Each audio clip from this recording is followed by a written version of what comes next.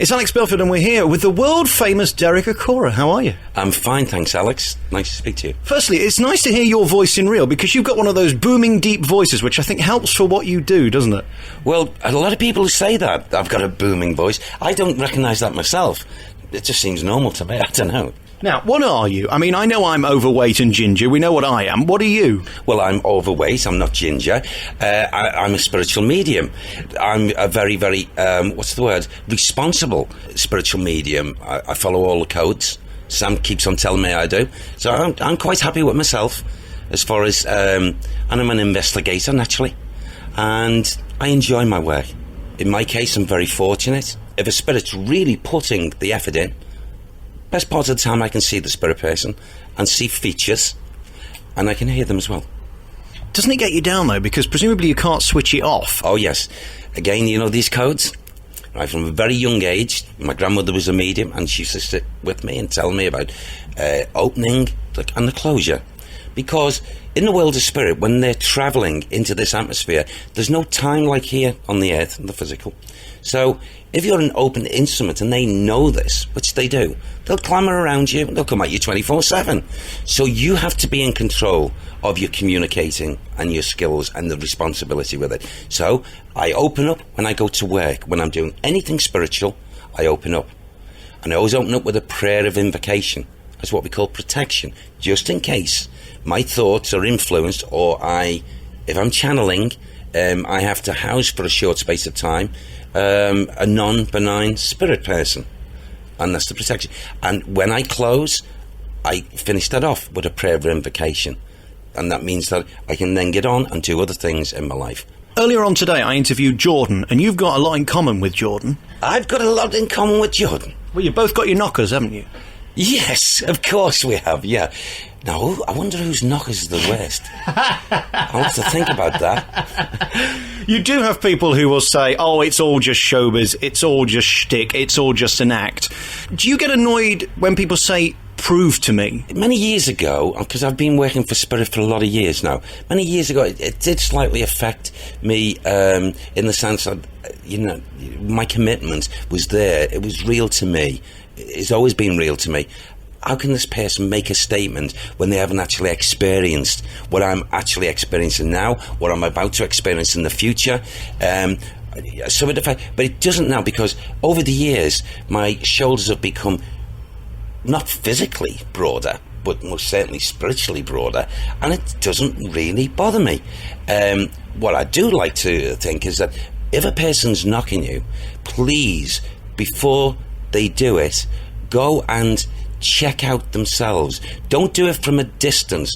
Don't do it because another person has said, another knocker, oh, it's unreal, he's a phony, he's a fraud.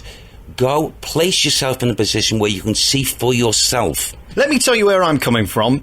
I don't believe and I don't disbelieve. I've interviewed a million of you over the years. Nobody so far has impressed me. Nobody's told me anything that I couldn't have told you sat here now.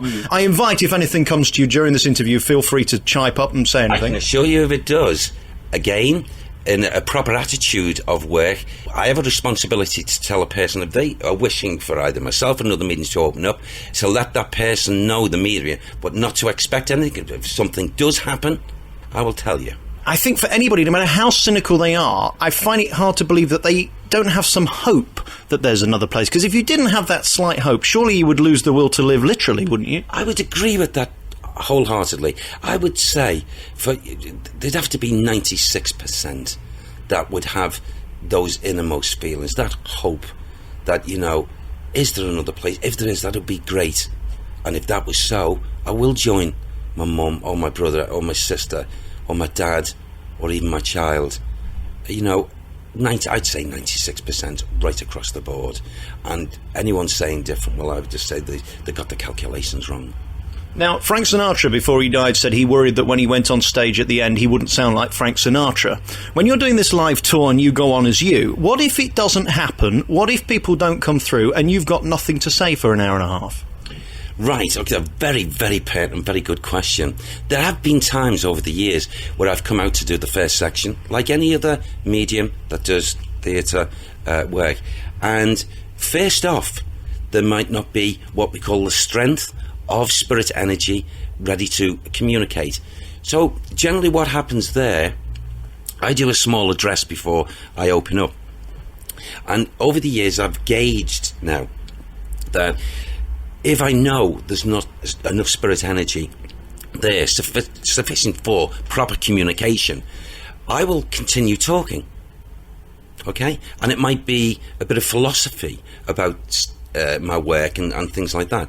And then when I know, then I'll click in and it's off and rolling. So I don't think I've ever been caught where I do 2 hours and I can't say honestly and truthfully that I've been caught for half that period of time, either an hour or 2 hours. It hasn't happened. But there has been what we call 10, 15 minutes.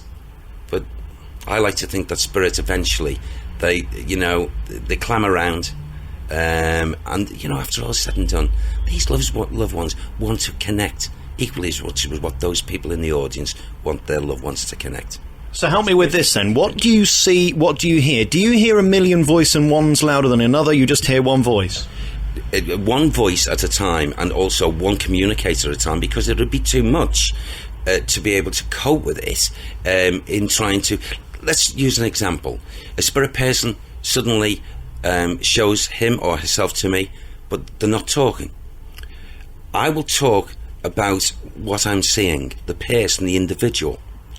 Then, if I'm fortunate that person has learned the art of voice communication, makes it much easier for me, or any other medium that is actually working.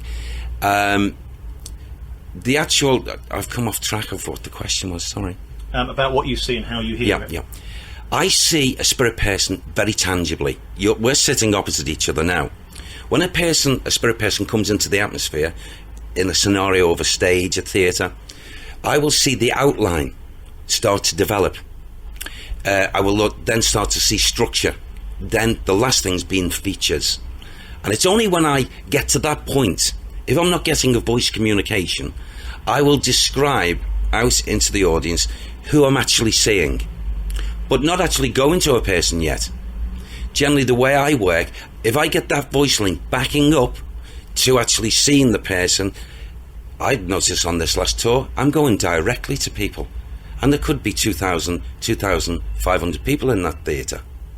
And I'll run off the stage and go up into the top tier and go to the person. There's never a good way to die. There are questions unanswered. If you get the answers to those questions, what is your responsibility to pass them on, especially if it's bad news? Well, firstly, my gran said many, many years ago when I was a young boy, if a medium, a worker for spirit, hasn't got something good or assuring or helpful to say in communications, don't say nout at all. You're not here, and within your personal responsibilities as a medium, not here to be and play God. You're here to pass on communicating from a loved one to this loved one. So the answer to that is, I've never, in my mediumship, said anything bad. No intentions ever of saying anything bad. One of the things that is interesting is when you hear of kids who say, Daddy, I saw Granny in the window, or I saw Grandad walking down the stairs, and you dismiss it and you go, don't be so silly. I've spoken to many people like you who say, no, actually listen to them, because kids are more open to things. They're not dogmatized into believing it's silly, stupid or wrong. Therefore, they do see things and will pass it on. Whereas if I was to see something or in a dream believe that my granddad came to me or something, I'd go, oh, it was just a silly dream of me being stupid. Would you agree with that? Yes, I would, wholeheartedly. Children, until they, a child is born and they're not tainted. They're not tainted, they're not stained by what we call intelligent, intellectual thinking. They haven't got there yet. As far as the world is concerned, they know nothing about it. So they're closest to our Creator. So, yes, they are afforded the abilities to see the purity that comes from the world of spirit, as they are pure of heart themselves. It's only when they get into teenage years and they have to learn about the world and all the rants and things that are going on that we push that side of our nature back, because we've got to deal with the physical world and all what it contains and what we've got to be seen to be like, the way we think. Children are free of that until, unfortunately, they get to an age where They've got to be just like the parents and the parents before. And it's not our fault as parents. No. Very, very good people are living on this earth today that don't understand about there is an afterlife. The spirit world would like them to know. Derek, it's always fascinating talking to you. I wish you well. I'm sorry nothing came through during this interview, but let's no point making it up. No. I don't know whether you're sincere or you're not. I don't know whether you're telling the truth or you're not. I don't know whether you're as good as you say you are. I have no reason to disbelieve, and you seem like a nice guy. That's all I can tell people. Thank you, that's lovely. That's better than what a lot of people talk about me or say about me.